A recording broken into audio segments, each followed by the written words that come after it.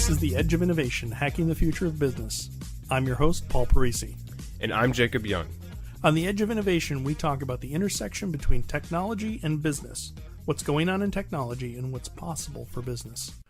Hi, welcome to The Edge of Innovation. Today we're talking with Simon Wainwright from Freebird Semiconductor. Let's listen in. Hello, today I'm here with Simon Wainwright, president of Freebird Semiconductor out of Haverhill, Massachusetts. Hi, good afternoon, Paul. Welcome. Thank you for coming in. No problem.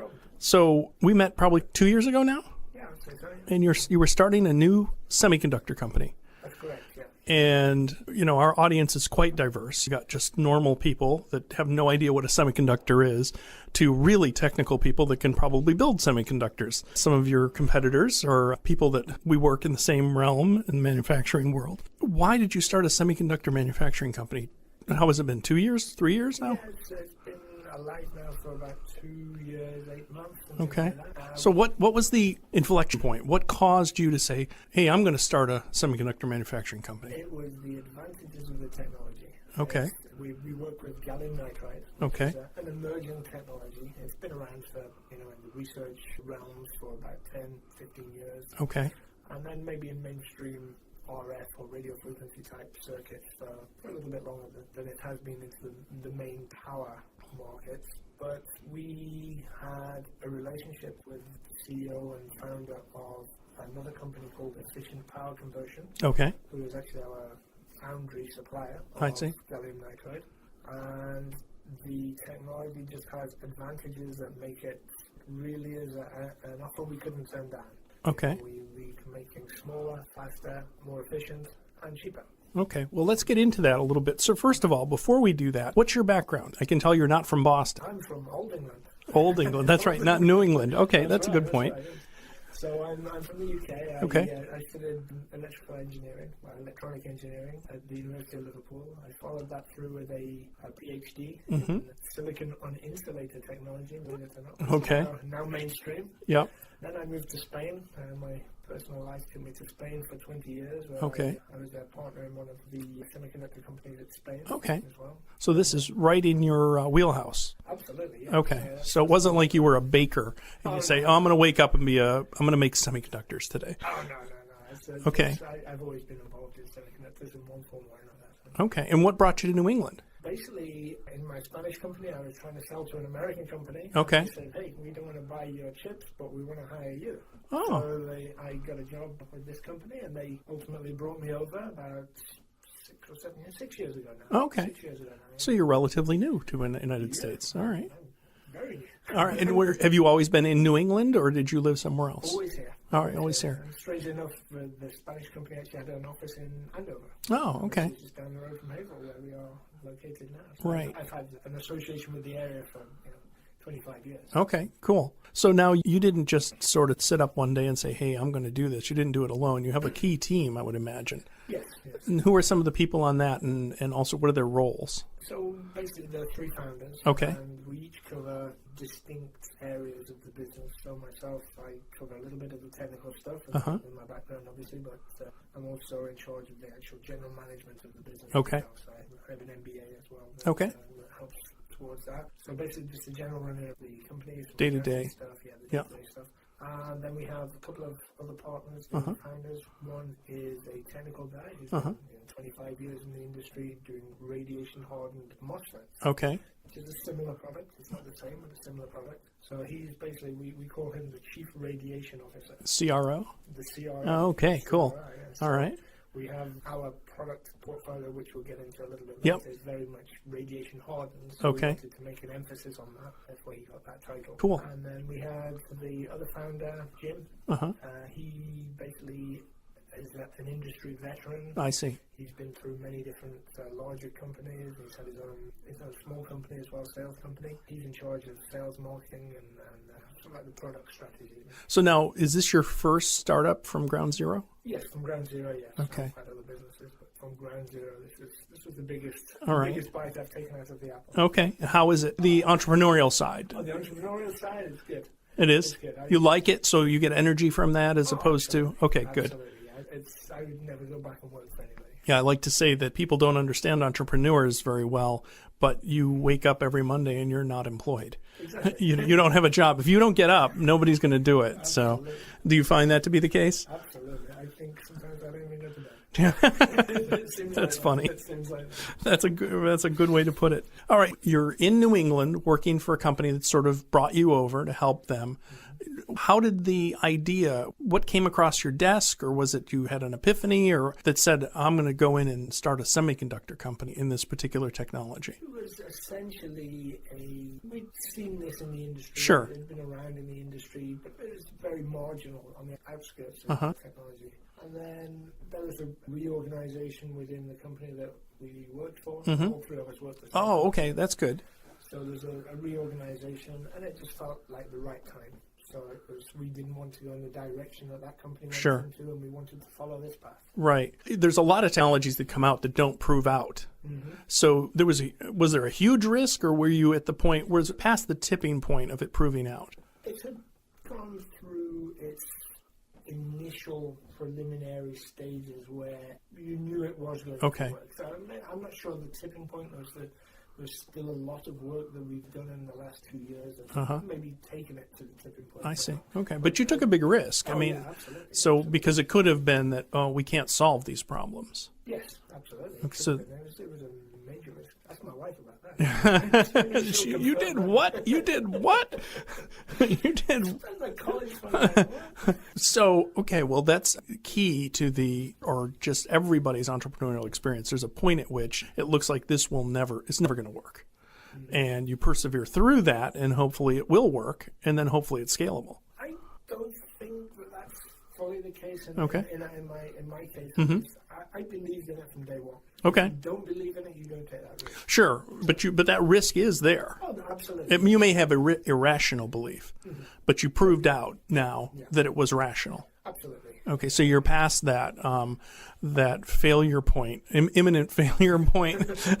So now it's the execution of developing it. So where are you in that? You took an idea that was a concept or a set of processes probably, and refined those so that they would produce what you had hoped they would produce. Correct. It was essentially, so the guy that we work with Efficient Power Conversion, he has a product. So we thought we can make that product better and specifically direct it towards the space and high reliability market. Okay. And that's a market that EPC was not interested in getting into. Oh, interesting. Because they didn't want the hassle of supporting, a Boeing, a Northrop Grumman, any of these large, prime subcontractors that ask for reams and reams of data. Okay. To what end? So, I mean, all right, well, first of all, there's a bunch to peel back here for the general listener, I think.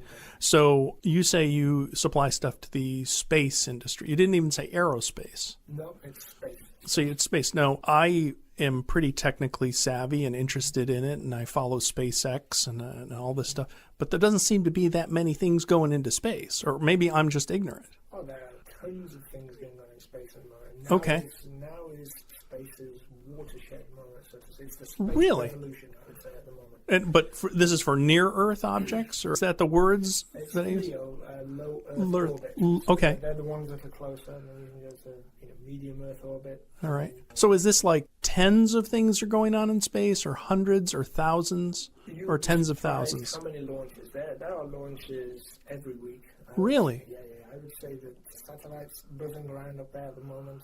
Huh. It's impossible to put an exact number. Interesting. On them, but for instance, and this isn't the public domain, and there's a number of constellations that are coming out now. So take, for instance, a commercial constellation called OneWeb. Okay. You may have heard that. They just broke ground down in Florida. They set about, I think, it's a conglomeration between Airbus, I think Richard Branson's involved in it. There's a number of things. SoftBank has funded this. And there's a revolution at the moment in the space.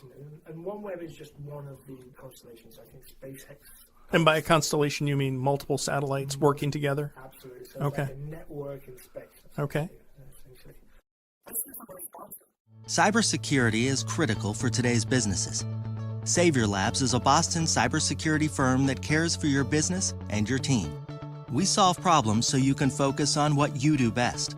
Just follow the link in the show notes and enter code SECURITY for more information.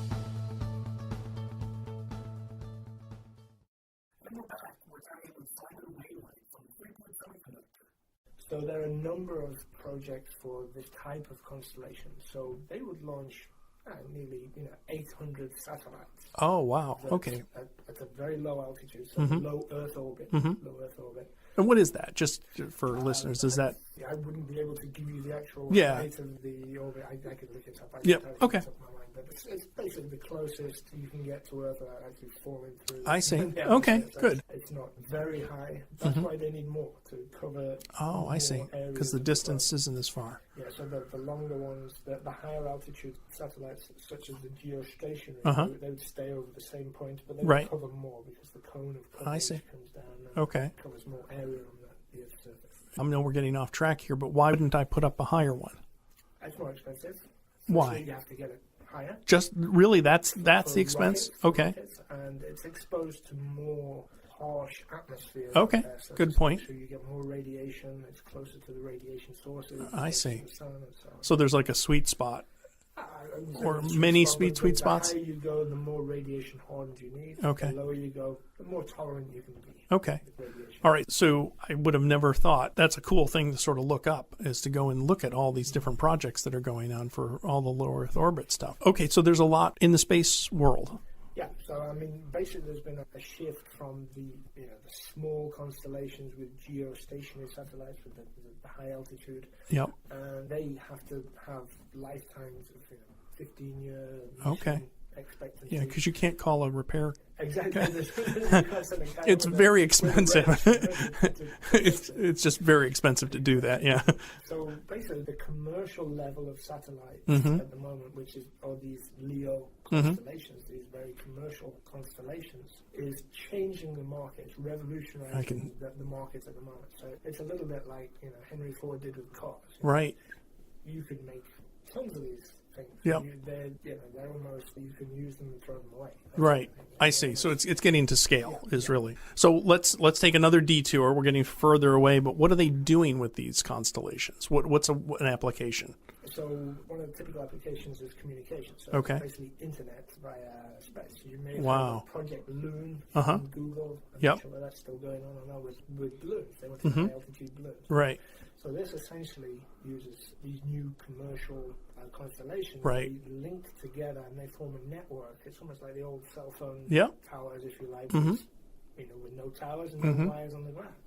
Interesting. So it can give absolute coverage all over the globe for internet access. Wow. You get your internet access via satellite. So in the case of what's just happened, the hurricanes in Texas and Florida and the Caribbean, it doesn't matter if your cell tower falls over. Yeah.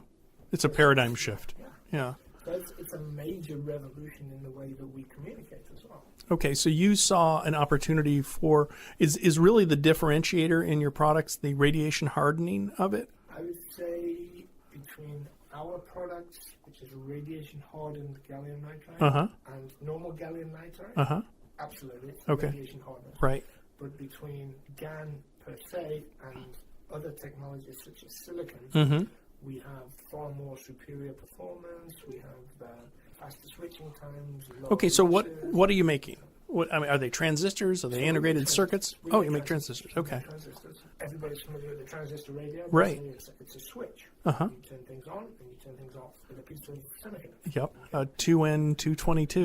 2222. That's an old silicon technology. That's right. Still going. Yes, it is. There's nothing wrong with it. So for our listeners that aren't electronics people, like you have a light switch, a transistor is a switch. Check me on this.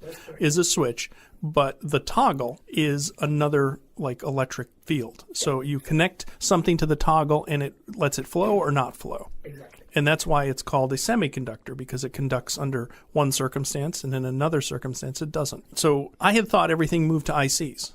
No. With millions of transistors on the IC. So you're saying that there's still applications for just individual transistors. Yep, absolutely. We call them discrete components. Yep, okay. Discrete components. So there's absolutely a market for that at the moment. And the way that there is a market for that is, it depends on the application. The ICs that you're talking about will basically be digital functions. So processors, things like that. Yes, no, So what we do with our discrete devices, individual transistors, is that we manage the flow of power. Oh, okay. We are dedicated really towards providing solutions for the power management of the satellite. Okay. So to give you an idea, you've seen the wings of a satellite with the solar panels. Right. So they gather energy from the sun, Yeah. feed that through to a converter on the actual body of the satellite Yep. itself, and then basically that raw energy has to be converted into, I don't know, 5 volts, Sure. 3.3 volts. So Okay. it has to amplify something. Voltage regulators. So. So basically, you can use our discrete transistors Mm-hmm. in all of these power supply based circuits. Okay. So I could use silicon to do that. You can use And so if we were sitting here on Earth, which we are, and we were going to build a power supply that converted the sun energy to 5 volt, 12 volt, whatever it might be, and regulate that so it doesn't change, and we could build it with a lot of different things. I could go out and get an IC to do that. Absolutely. But when I fly that into space, certain problems start to happen. When you go into space, you have to take into account that the parameters of these transistors Mm-hmm. can change with the, if you receive doses of radiation. Oh, really? Okay. In space, you obviously, there's no atmosphere there, Right. so radiation can easily attack your electronics. So that's the first advantage of using our products, modified sufficiently so that they are radiation hardened. And is that just the case of it, or is it actually the actual innards? of the semiconductor itself. So they're not affected as much by radiation. Correct. That is absolutely correct. And is it like a 2% difference, or is it like a 50% difference, or It's like night and day. night and day? Okay. So it's a game changer for Yeah, that. absolutely. So what did we do before this technology? So before this technology, we had silicon, basically, which has its limitations. So you Yeah. have to do a lot of derating. You have to use them Oh, I see. way below their stated voltages so that the radiation doesn't really affect it. I see. So you have to over-design these things. And make them bigger, imagine. Make them bigger, size gets huge. Shielding and things like that. Shielding around the actual circuitry itself. Interesting. Not just the component, but the circuitry itself. And then there's another element to using gallium nitride as well. Okay. Not only have we managed to achieve radiation hardness with it, but intrinsically the material itself, gallium nitride material, is far better than silicon anyway. So I see. going back to your previous example on the ground, so if you wanted to build a power supply or a converter or something like that on the ground, Right. where we don't even worry about radiation Right. hardened effects, we could still make those circuits way more efficient. So actual efficiency. So if I'm building a power supply that's 50% efficient, yours would be 60%? I know there's a lot of parameters, but I'm just saying. But we can easily outstrip the state of the art. Because that's going to be, that's going to be a huge issue in computers. I mean, the biggest problem in computers is getting the power to them. Yeah. And so there's a market there as well. You'll see that some of the commercial applications that EPC is pursuing are smaller bricks, essentially, power supply Right, bricks. right. Smaller ones of those. Even the remote charging. You can do remote charging because gallium nitride switches way faster than Interesting. any silicon technology. So Interesting. you can get the wireless charging. It's also advantageous for things like LiDAR. So it Yep. will revolutionize the Autonomous vehicles autonomous vehicles because it can scan and it has vision systems that are way more detailed than Wow. a standard silicon-based technology. So it really is it's a GaN revolution. At the moment. Okay. It's a GaN Really? revolution. Freebird Semiconductor.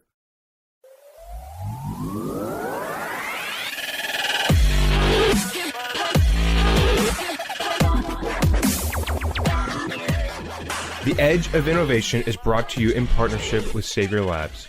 Savior Labs exists to help businesses mature and strategize for the future.